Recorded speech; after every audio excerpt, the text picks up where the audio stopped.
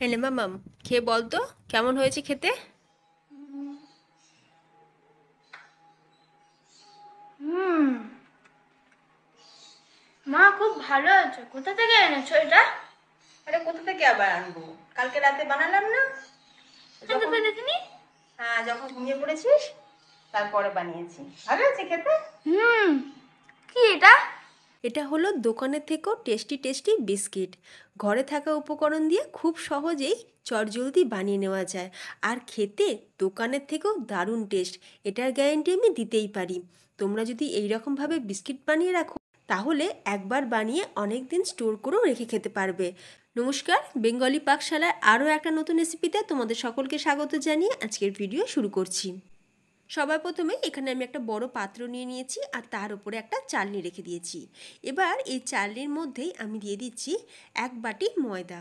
তোমরা চাইলে আটাও দিতে পারো বা আটা ময়দা মিশিয়েও করতে পারো, তবে ময়দা দিয়ে করলে টেস্ট সব থেকে ভালো আসে। এবার আমরা এর মধ্যে দিয়ে দেবো বড় চামচের 4 চামচ সুজি। 1 বাটি ময়দা দিয়েছি আর নিয়েছি 4 চামচ সুজি। এবার ওই একই বাটির মাপে দিয়ে দেবো হাফ বাটি পরিমাণে বেসন, আর দিয়ে দিচ্ছি বড় চামচের হাফ চামচ বেকিং পাউডার আর বড় চামচের হাফ চামচ বেকিং সোডা। এবার এই শুকনো উপকরণগুলোকে আমরা খুব ভালো করে চেলে নেব। চেলে নেওয়াটা কিন্তু অবশ্যই দরকার, তাহলে দেখবে বিস্কিটগুলো একদম খাস্তা মচমচে তৈরি হবে। খুব ভালো করে শুকনো উপকরণগুলোকে চেলে নিয়েছি। এবার আমি এর মধ্যে মিশিয়ে দেবো গুঁড়ো দুধ। তো এইরকম একটা 10 টাকা দামের গুঁড়ো দুধের প্যাকেট, পুরো 1 প্যাকেট গুঁড়ো দুধ আমি দিয়ে দিলাম। দারুণ কিন্তু একটা টেস্ট আসবে। আচ্ছা, অন্যদিকে দেখো, এখানে আমি নিয়ে নিয়েছি হাফ বাটি পরিমাণে গুঁড়ো করা চিনি। যে বাটির মাপে আমরা ময়দা আর বেসন নিয়েছি ওই বাটির মাপ করেই নিয়ে নিয়েছি হাফ বাটি চিনি। এবার এখানে নিয়ে নিয়েছি হাফ বাটি বাটার। যে বাটির মাপে আমরা ময়দা আর বেসন নিয়েছি সেই বাটির মাপেরই নিয়ে নিয়েছি হাফ বাটি বেসন। তোমরা চাইলে হাফ বাটার আর হাফ সাদা তেল দিয়েও করতে পারো, আবার কিন্তু ঘি দিয়েও করা যাবে। তবে ঘি দিয়ে করলে ঘিটাকে অবশ্যই বাটারের মতনই এরকম একটু জমাট থাকতে হবে। আর তোমরা ডালনা দিয়েও কিন্তু করতে পারো, যেটা তোমাদের হাতের কাছে থাকবে সেটা দিয়ে কিন্তু করা যাবে। এবার আমরা চিনি আর বাটার খুব ভালো করে এইভাবে একটা বিটার দিয়ে বিট করে নেব। তোমরা চাইলে হ্যান্ড উইস্কের সাহায্যেও একটু ভালো করে বিট করে নিতে পারো, তবে হ্যান্ড উইস্কের সাহায্যে করলে একটু টাইমটা বেশি লাগবে। আমি এখানে বিটার দিয়ে খুব ভালো করে এটাকে বিট করে নিচ্ছি। পুরো একদম দেখবে ফোমের মতন হয়ে যাবে।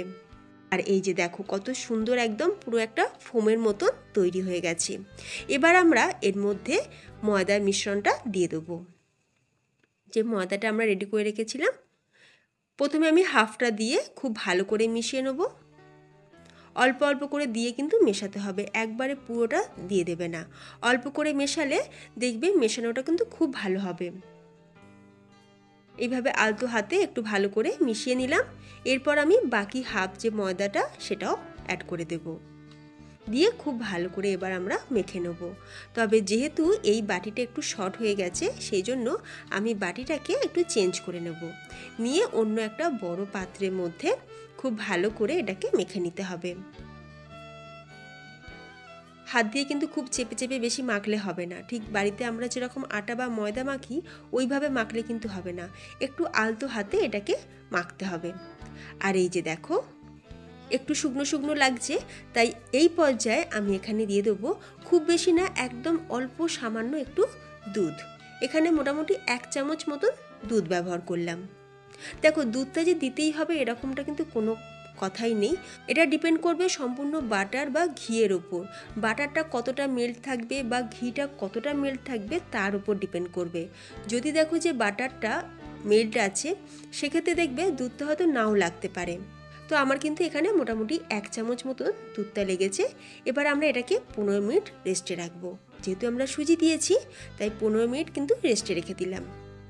আর দেখো এই দুধটা কিন্তু আমাদের লাগলোই না। এবার অন্যদিকে আমি কড়াইটাকে প্রিহিট করতে বসিয়ে দেবো। যেহেতু বিস্কিটগুলো বানাবো আমি কড়াইয়ের মধ্যে, তাই কড়াইটাকে প্রিহিট করে নিচ্ছি। এই রকম একটা ছোট্ট মতন বাটি কড়াইয়ের মাঝখানে বসিয়ে দেবো। আর এবার আমরা কড়াইয়ের ঢাকনাটা চাপা দিয়ে মিডিয়াম ফ্লেমে এটাকে আমরা প্রিহিট করে নেব। অন্যদিকে 15 মিনিট হয়ে গেছে। এবার আমরা বিস্কিটগুলোকে গড়ে নেব। এইভাবে হাতের মধ্যে নিয়ে একটু গোল গোল করে নিলাম। এই যে দেখো ঠিক এই রকম। এবার অন্যদিকে একটা প্লেটের মধ্যে আমি এখানে অল্প একটু তেল দিয়ে তার মধ্যে একটা পেপার বসিয়ে দিয়েছি, আর পেপারের ওপরও হালকা একটু তেল মাখিয়ে নিয়েছি। এবার একটা একটা বিস্কিট আমি এর ওপরে বসিয়ে দেব। যদি তোমাদের হাতের কাছে বাটার পেপার থাকে তাহলে তোমরা বাটার পেপার দিয়েও করতে পারো। আর এই যে দেখো এইভাবে একটু গোল গোল করে দিলেই হবে। বিস্কিট কিন্তু নিজের শেপটা নিজেই নিয়ে নেবে, বিস্কিটের জন্য আলাদা করে শেপ দিতে হবে না। শুধু খেয়াল রাখবে এই গোলের মধ্যে যেন কোনো রকম ক্র্যাক না থাকে। এই দেখো 5টা রেডি করে নিয়েছি। এবার আমি এর ওপরে অল্প একটুখানি রোস্টেড জিরে দিয়ে দেবো। দেখো আমি আজকে দুরকমভাবে বানাবো। আমার হাজব্যান্ড আবার জিরে দেওয়াটা বেশি পছন্দ করে, তাই আমি ওর জন্য একটু জিরে দিয়ে করছি, আর বাকিটা আমি বাদাম দিয়ে করব। এটা তো রেডি হয়ে গেছে। প্রিহিট করা কড়াইয়ের ওপর এবার আমরা বসিয়ে দেবো, তবে খুব সাবধানে বসাতে হবে, কড়াই কিন্তু আমাদের বেশ গরম। বসিয়ে দিলাম। এবার আমরা গ্যাসের ফ্লেমকে একদম লোতে করে দিয়ে 15 থেকে 20 মিনিট আমাদের সময় লাগবে এটা হতে। এবার দেখো 15 মিনিট পর গ্যাসের ফ্লেম অফ করে দিয়েছি আর ঢাকনাটা খুলে নিয়েছি। এখন কিন্তু বিস্কিটগুলো বেশ গরম, আর গরম অবস্থাতে বিস্কিটগুলো কিন্তু নরম থাকবে। তোমরা এই সময় বিস্কিটগুলোকে কিন্তু একদমই তুলবে না, তাহলে ভেঙে যাবে। এবার বিস্কিটে ওই প্লেটটা যতক্ষণ ঠান্ডা হচ্ছে, অন্যদিকে দেখো আরও একটা বিস্কিটের প্লেট আমি রেডি করে নিচ্ছি। আর এই প্লেটের ওপর আমি ফয়েল পেপার বসিয়েছি, আর তারপর বিস্কিটগুলোকে রেখেছি।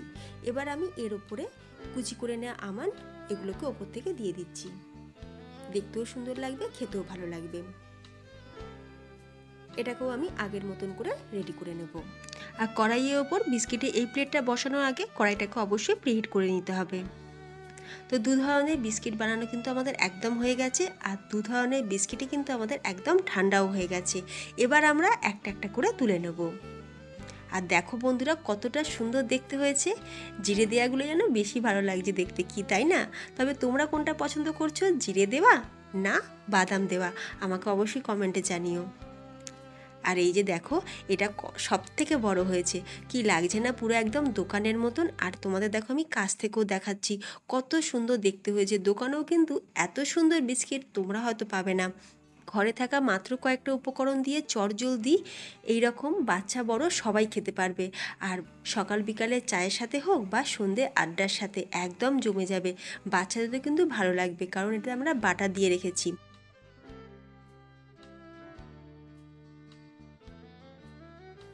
তোমরাও খুব সহজেই এইভাবে বিস্কিট বানিয়ে রাখো, আর দেখবে একবার বানিয়ে নিয়ে যে কোনো এয়ারটাইট কন্টেনারে তোমরা 1 মাস পর্যন্ত সংরক্ষণ করে রাখতে পারবে। বিস্কিটগুলো কিন্তু নরমও হবে না, আর দারুণ লাগবে খেতে। বাচ্চাদের দারুণ লাগবে, দুধের সাথে দিয়ে দেখবে তাদেরও কিন্তু খুবই ভালো লাগবে। তো তোমাদের কেমন লাগলো আজকের এই বিস্কিটের রেসিপি আমাকে অবশ্যই কমেন্টে জানিও। আর আওয়াজটা শুনে তোমরা নিশ্চয়ই বুঝতেই পারছো কতটা খাস্তা আর মুচমুচে হয়েছে। এবার আমি তোমাদের ভেঙেও দেখাচ্ছি। এই যে দেখো পুরো তুলোর মতন, হাতে দিলেই যেন একদম মিলিয়ে যাচ্ছে। তাহলে ভাবো যে মুখে দিলে কি হবে। এবার একটা জিরা বিস্কিট ভেঙেও তোমাদের দেখাচ্ছি। এই যে দেখো কি সফট। তাহলে ফ্রেন্ডস, যদি ভিডিওটা ভালো লাগে অবশ্যই একটা লাইক দিও, আর ভিডিওটাকে শেয়ার করে দিও তোমাদের ফ্রেন্ডস এবং ফ্যামিলির মধ্যে। আর চ্যানেলটা এখনও না সাবস্ক্রাইব করা থাকলে অবশ্যই চ্যানেলটাকে সাবস্ক্রাইব করে রেখো। ধন্যবাদ।